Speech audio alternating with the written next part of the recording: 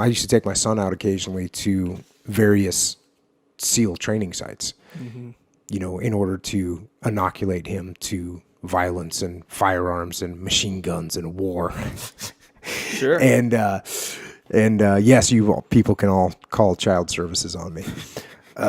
But it was funny the first time, he watched a SEAL platoon do some event, and I think it was at a urban training facility, and they got done, and I was debriefing them.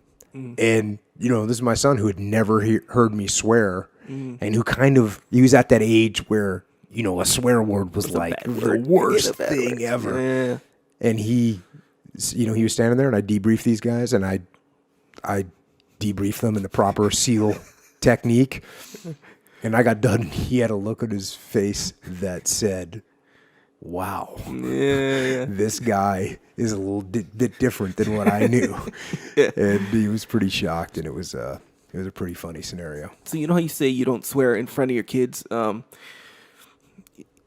Why is that? Because you don't want them to swear, or is there a specific reason? I mean, there is. If you ever see and I do, now that my daughters are a little older, I'll drop some swear words in them occasionally for impact or for humor, or for whatever.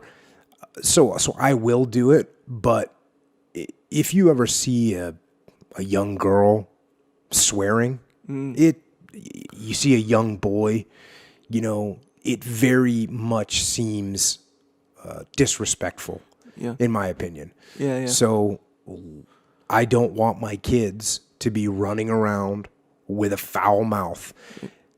Now, I took my son and a couple of his buddies, went on a little surf trip, and they were sleeping in a tent outside of, and I was in the camper, and I woke up at when I normally wake up, and they were up early to go surfing as well. But I was standing outside their tent, and I was pretty impressed with you could hear 'em. the wide array of foul language that they produced. Yeah, and that's kind of the thing too, right? So it doesn't.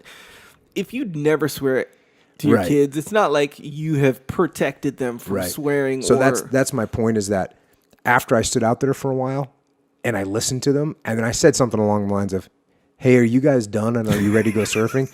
And my son says, "How long have you been out there, Dad?" And I swore back at him. I swore back at him and said, "I've been out here long." Yeah. And then they kind of remained quiet for a second, and then they started laughing. I said, "All right, boys, let's go."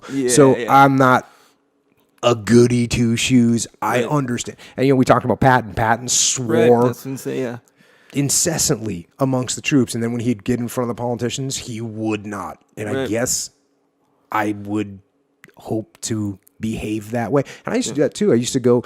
When we got back from Ramadi, I had to go and brief the Secretary of the Navy. I had to go